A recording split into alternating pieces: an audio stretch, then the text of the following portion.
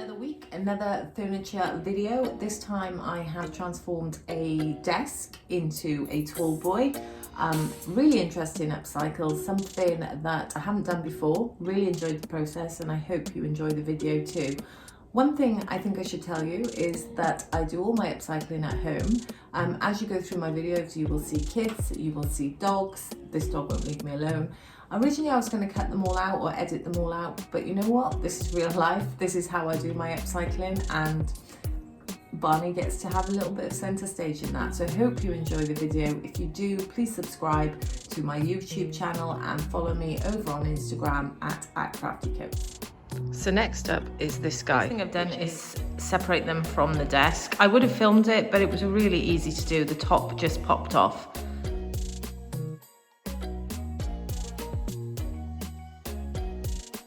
And there we have it, all sanded and ready for the next stage. Okay, it's time to reveal what this guy's going to be. So it's going to be a tall boy. So it's not as difficult as you might think. So what I've done is flipped the other one on top. But what I need to do is take all these tracks out because they're now in the wrong position. So I'll take them all out and then I'll show you how I put them all back in the right place. I also need to take these 4 knobs off and create a new top. I'm just going to show you in more detail how I get these guys off. My favourite tool, a kitchen knife. Just want to get in the back of them and then just gently pry them off. Don't go pushing all on one side at once. Just go hold a long piece. If you try and pull it all off from one side, it's going to snap. So just keep going back and forth. There we go. Very easy to take off.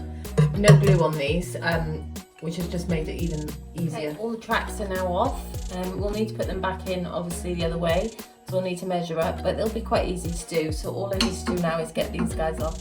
So it's really not as difficult as you might think to change these tracks. So what I've done, I've measured on this one from base of the piece to where this starts, and it's 11 centimeters. Checked on both sides just to make sure they're equal. Then I've measured up 11 centimeters on here and nailed it in. Now I'm going to do the other side and I'll video it me doing it. But before I do the rest of them, I'll just check that my measurements are right, put the drawer in and make sure it's sitting where it needs to be. 11 centimeters. And on the other side.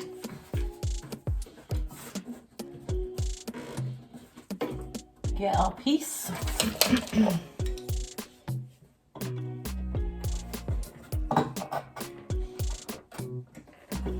Don't hammer it all the way in just yet. Double check your measurements. I'm probably a little bit OCT with the measurements, but always best to get it right, and then just hammer it in.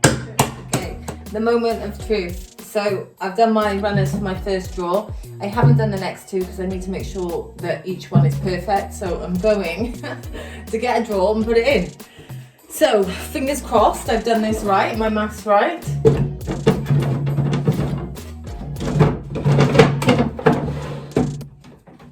Just a little tip for you as well, make sure you measure each one separately. So the bottom one is 11 centimeters, but this middle one is 15 centimeters.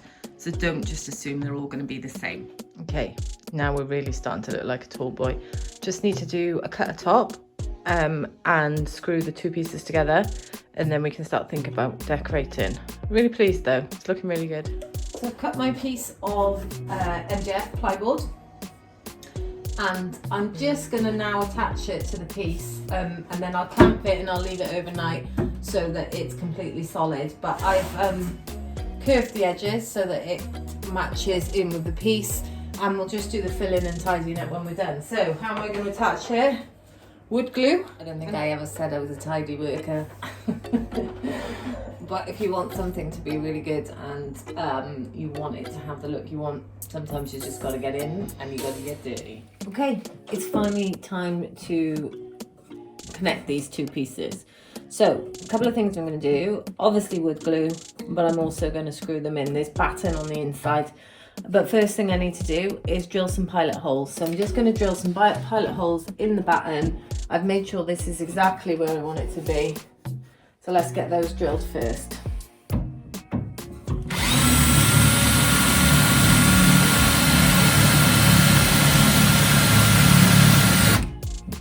Okay, 1, and I'll just go around and do the rest. Before I add those screws, I'm just making sure it's exactly where I want it to be. There's obviously going to be some lines around the edges that we're going to fill when it's all dry to make sure that it looks like one solid piece. But let's get our screws in. Okay, all screwed, all glued, filled around all the gaps on the edges so that it'll look like one seamless piece. This is not going anywhere. It's absolutely solid. So here I'm just coating all 6 drawers with Boss Dixie Belle primer. Because it's pine, I just want to make sure it's properly sealed.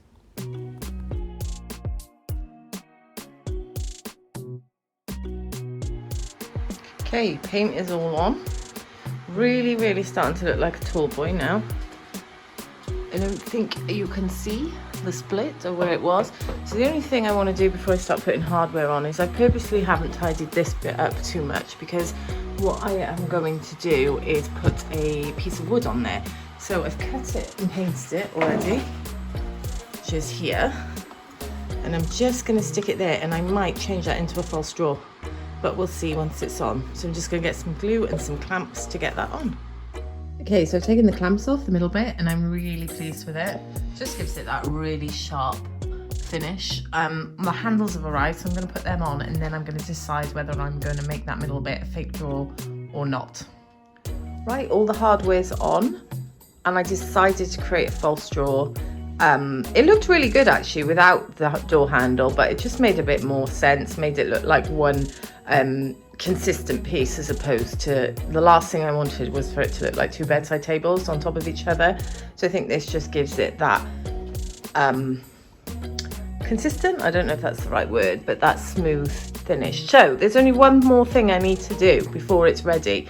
Now this is a commission piece, and the customer commissioned it based on a piece that they bought previously. I'm going to put a little photo up of that commission, but on that other commission there was some transfers, some artwork.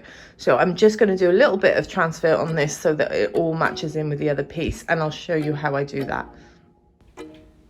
And this is the commission piece that was previously bought by my client. Okay, so I'm just applying my transfer. For this one, I'm using Folk 2 by Redesign by Prima. This is the one that I used on the other piece that the customer wanted, which is why I've chosen it for here. I've lined it up where I want it to be. Just think about where you lay it. It's really important that you don't just throw it on. So if you think about this drawer, this is the center point, this is where my handle is, so it makes sense to have this design right smack bang in the middle. With each Redesigned with Prima transfer, you get a wooden tool, and you basically lay your transfer where you want it to go, and this tool is what you use to transfer it. So you put quite a bit of effort into scratching onto this surface, and what happens is it transfers off the paper onto your piece of furniture. For this small piece, it'll probably take me, I don't know, maybe about between 5 and 10 minutes, depending on how we get on. Sometimes they're easier than others.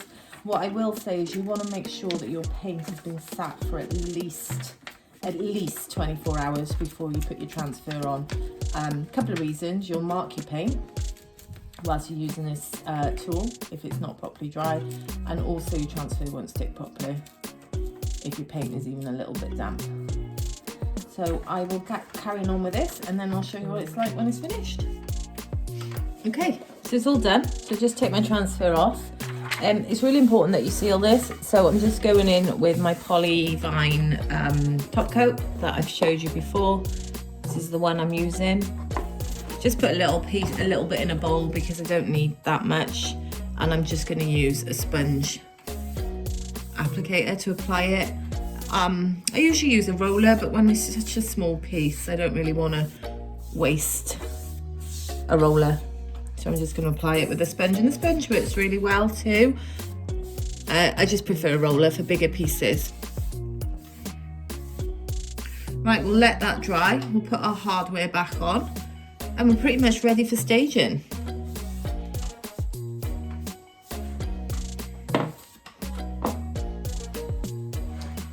Okay, so it's done.